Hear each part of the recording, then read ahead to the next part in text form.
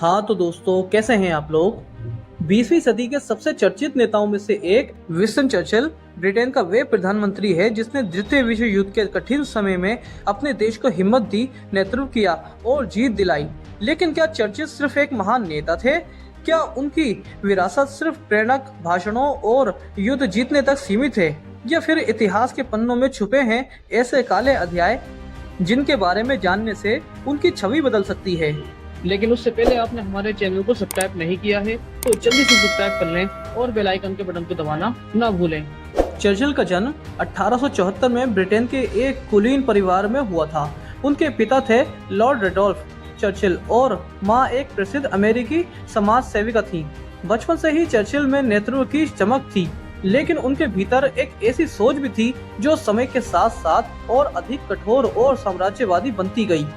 Churchill ने हमेशा British साम्राज्य के विस्तार और प्रभुत्व का समर्थन किया। उनके लिए उपनिवेश सिर्फ संसाधनों का स्रोत थे और वहां के लोग असभ्य जिन पर शासन करना ब्रिटिश का जन्मसिद्ध अधिकार था। चर्चिल के अनुसार ब्रिटिश कौम महान थी और उनकी बाकी दुनिया पर उनका राज करना सभ्यता लाने का जरिया था। ये सोच ही उनकी नस्लवादी और साम्राज्यवादी विचारों का आधार थी। चर्चिल की भारत की स्वतंत्रता के कट्टर विरोधी थे। वे महात्मा गांधी को अधनंगा फकीर कहकर अपमानित करते थे और भारतीयों को ब्रिटिश राज के बिना अयोग्य मानते थे।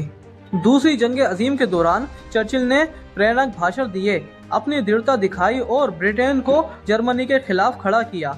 लेकिन क्या उनके सभी फैसले सही थे? ड्रेसडन बमबारी जैसे कई फैसले लाखों निर्दोष नागरिकों की मौत का कारण बने। युद्ध जीतने के जुनून ने चर्चिल ने मानवता की सीमाएं लांघ दी, यानी कि जुल्म की सारी हदें पार कर दी।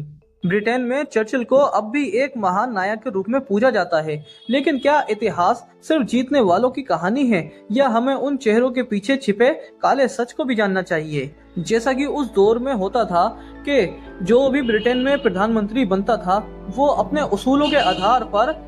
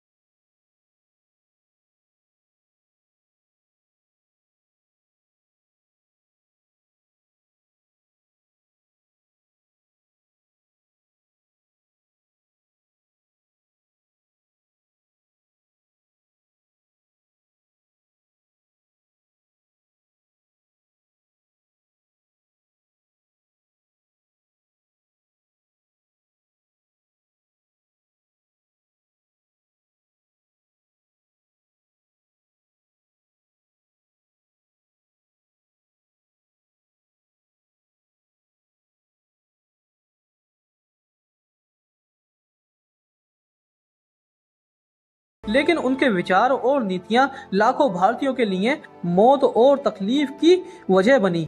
आज भी चर्चिल को ब्रिटेन में एक राष्ट्रीय नायक के रूप में पूजा जाता है, लेकिन भारत और अन्य उपनिवेशों के लिए वे एक ऐसे शासक थे जिनकी नीतियों ने लाखों लोगों को पीड़ा दी। क्या हमें इतिहास को एक ही नजरिए से देखना चाहिए, या हमें उस काले अध्यायों को भी उजागर करना चाहिए जिन्हें छुपा दिया गया था? दोस्तों, विंस्टन चर्चिल के नस्लवादी और उपनिवेशियों के बारे में हम अगले व्लॉग में बात करेंगे। तब तक के लिए मुझे दीजिए इजाजत। मैं आपका दोस्त नवाज खान।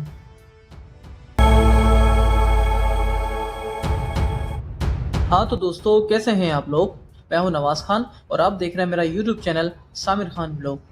दोस्तों, विंस्टन चर्चिल के बारे में हमने पिछले व्लॉग में आपको जो कुछ बताया था वो विंस्टन चर्चिल की बायोग्राफी का आधा हिस्सा था, जबकि आधा हिस्सा हम आपको अपने इस व्लॉग में बताने जा रहे हैं। पिछले व्लॉग में हमने आपको विंस्टन चर्चिल की राजनीतिक और उनकी जो स्ट्रगल था वो सब हमने आपको बताया था, लेकिन इस व्लॉग में हम आपको वो सारी बातें बताने जा रहे हैं जो कि पिछले व्लॉग में हमने आपको नहीं बताई थी। जैसा कि विंस्टन चर्चिल की शिक्षा, उनके राजनीतिक करियर और उन्होंने किस तरह सैन्य उपकरणों और ब्रिटिश फौज में किस तरह अपनी भागीदारी दी, ये सब हम आपको अपने इस व्लॉग में बताने जा रहे हैं। अगर आपने हमारे चैनल को सब्सक्राइब नहीं किया है तो जल्दी से सब्सक्राइब कर लें और बेल आइकन के बटन को दबाना ना भूलें। तो दोस्तों, बात करते हैं विंस्टन चर्चिल की शिक्षा के बारे में। विंस्टन चर्चिल का बचपन कठिन था। वे एक औसत दर्जे के छात्र थे और उनकी पढ़ाई में अधिक रुचि नहीं थी। उन्होंने अपनी प्राथमिक शिक्षा सेंट जॉर्ज स्कूल एस्कॉट ऑफ फिर हेरो स्कूल से प्राप्त की थी। वे पढ़ाई में कमजोर थे, खास करके गणित में। उन्हें अनडिसिप्लिन के कारण कई बार सजाएं भी मिलती थीं, लेकिन वो इतिहास और अंग्रेजी में बहुत इंटरेस्ट लेते थे। अब बात करते हैं उनके सैन्य अकादमी में प्रवेश के बारे में। तो उनके पिता चाहते थे कि वे सेना में जाएं।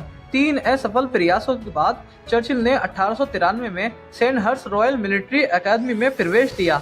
उन्होंने यहाँ सैन्य रणनीति और घुड़सवारी की ट्रेनिंग ली और 1895 में ग्रेजुएट होकर ब्रिटिश सेना में शामिल हो गए, जिसके बाद उनका पहला मिशन क्यूबा और भारत में हुआ। चर्चिल को पहली बार 1895 में क्यूबा में एक सैन्य पर्यवेक्षक के रूप में भेजा गया। इसके बाद वे भारत गए, जहां उन्होंने ब्रिटिश सेना के साथ अफगान विद्रोहियों के खिलाफ अभियान में भाग लिया। भारत में अपने समय के दौरान उन्होंने अध्ययन किया और विभिन्न विषयों पर किताबें पढ़ी, जिससे उनके विचारों में गहराई आई। उन्होंने स्वामी विवेकानंद और हिंदू धर्म ग्रंथों का भी अध्ययन किया। 1898 में चर्चिल को सूडान में मेहंदी विद्रोहियों के खिलाफ लड़ने भेजा गया। 1899 में वे दक्षिण अफ्रीका गए, जहां वे बेओदर युद्ध में कैदी बना लिए गए, लेकिन बाद में एक साहसिक भाग में सफल हुए। इस घटना ने उन्हें एक राष्ट्रीय नायक बना दिया और ब्रिटिश प्रेस में चर्चिल की लोकप्रियता बढ़ी। अब बात करते हैं चर्चिल के राजनीतिक करियर के बारे में। तो उनका पहला चुनाव और संसद बनना 19वीं शताब्दी में हुआ। सन 1900 में चर्चिल ने कंजर्वेटिव पार्टी में चुनाव लड़ा और संसद सदस्य यानी कि मेंबर ऑफ पार्लियामेंट बन गए, लेकिन 1904 में उन्होंने पार्टी छोड़ दी और लिबरल पार्टी में शामिल हो गए। चर्चिल ने मजदूरों अधिकारों, बेरोजगारी बीमा और न्यूनतम मजदूरी की वकालत की। सन 1908 में वे व्यापार बोर्ड के अध्यक्ष बने और सामाजिक सुधारों पर काम किया। दोस्तों, इसके बाद 1914 में प्रथम विश्व युद्ध शुरू हो जाता है, जिसमें उनकी गैरीपोली की योजना एक सबसे बड़ी गलती मानी जाती है। वो क्यों? वो इसलिए दोस्तों कि सन 1915 में चर्चिल ने ओटोमन साम्राज्य यानी कि जो आज का तुर्की है उसके खिलाफ गैलीपोली अभियान की योजना बनाई। ये योजना विफल रही और हजारों ब्रिटिश सैनिक मारे गए। इस हार के कारण चर्चिल को नौसेना मंत्री पद से हटा दिया गया।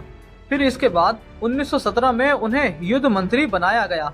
प्रथम विश्व युद्ध के बाद वे 1922 में चुनाव हार गए और अस्थायी रूप से राजनीतिक से बाहर हो गए। दोस्तों, इसके बाद दौर आता है दूसरी जंग अजीम का, जिसमें वो ब्रिटेन के प्रधानमंत्री बनते हैं। सन 1940 में चर्चिल ब्रिटेन के प्रधानमंत्री बने।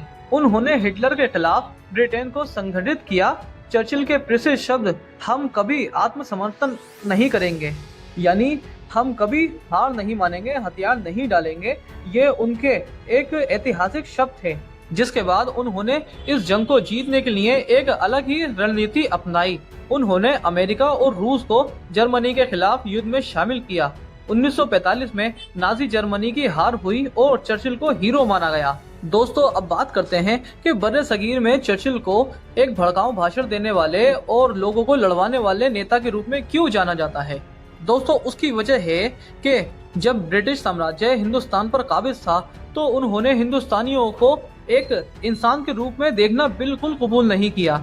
यानी वो हिंदुस्तानियों को जानवर से ज्यादा बदतर समझते थे, जिसका एक उदाहरण 1943 का बंगाल अकाल था, जिसके बारे में हमने आपको पिछले व्लॉग में भी बताया था। चर्चिल ने भारत से अनाज निर्यात जारी रखा, जिसमें 30 लाख लोग मारे गए उन्होंने कहा था, भारतीय खरगोशों की तरह प्रजनन करते हैं, यानी कि बच्चे पैदा करते हैं। ये उनके सबसे विवादास्पद फैसलों में से एक था। तो दोस्तों अब बात करते हैं उनके फॉरेन अफेयर डिसीजन के बारे में। दोस्तों विंस्टन चर्चिल कभी भी भारत को आजाद करना नहीं चाहते थे। 1947 में भारत जब आजाद हुआ, लेकिन चर्चिल इस बात से खुश नहीं थे। जिनमें जो भारत के उस टाइम के आजादी के हीरो थे, यानी क्रांतिकारी थे, उन लोगों को वो एक दहशतगर्द के रूप में देखते थे और उनकी इसी तरह की से अखबारों में खबरें फैलाया करते थे, जिनमें विवेकानंद और गांधी जी भी शामिल थे। गांधी जी को तो वो एक बहुत ही बुरी नजर से देखा करते थे। जब बंगाल में 30 लाख लोग मारे गए, तो उस वक्त भी चर्चिल से जब पूछा गया कि हिंदुस्तान में 30 लाख लोग मारे गए हैं और आपने क्या बोलते हैं, जो बंगाल का अनाज है, हिंदुस्तान का अनाज है, वो हिंदुस्तानियों के लिए क्यों नहीं रखा, उन्हें ब्रिटिश सिपाहियों को क्यों दे दिया गया। तो इस पर विंस्टन चर्चिल ने कहा था कि अगर हिंदुस्तानी मर रहे हैं तो इसमें गांधी जी जिंदा क्यों हैं फिर। यानी सीधे तौर पर वो ये कहना चाहते थे कि अगर हिंदुस्तानी मर रहे हैं तो इसकी वजह गांधी जी हैं। दोस्तों इसके बाद बात करते हैं हम चर्चिल के आखिरी वर्षों के बारे में, जिसमें उन्होंने प्रधानमंत्री के रूप में फिर से वापसी की थी ब्रिटिश हुकूमत में। 1951 में वे फिर से ब्रिटेन के प्रधानमंत्री बने और 1953 में उन्हें नोबेल प्राइज मिला। 1955 में उन्होंने राजनीति से संन्यास ले लिया, जिसके बाद 24 जनवरी 1965 को चर्चिल का निधन हो गया। उन्हें राजकीय सम्मान के साथ दफनाया गया। वे आज भी इतिहास में सबसे प्रभावशाली और विवादास्पद नेताओं में गिने जाते हैं। दोस्तों विंस्टन चर्चिल एक असाधारण नेता थे। उन्होंने ब्रिटेन को युद्ध में जीत तो दिलाई, लेकिन उनकी कुछ नीतियां मानवता के खिलाफ थीं। वे इतिहास में एक महानायक और विवादास्पद व्यक्ति दोनों के रूप में याद किए जाएंगे। दोस्तों ये थी विंस्टन चर्चिल की फुल बायोग्राफी। अगर आप विंस्टन चर्चिल के बारे में और भी बहुत कुछ जानते हैं जो हमने आपको अपनी इस वीडियो में नहीं बताया है, तो नीचे कमेंट बॉक्स में जरूर बताइए। तब तक के लिए मुझे दीजिए इजाजत। मैं आपका दोस्त नवाज खान।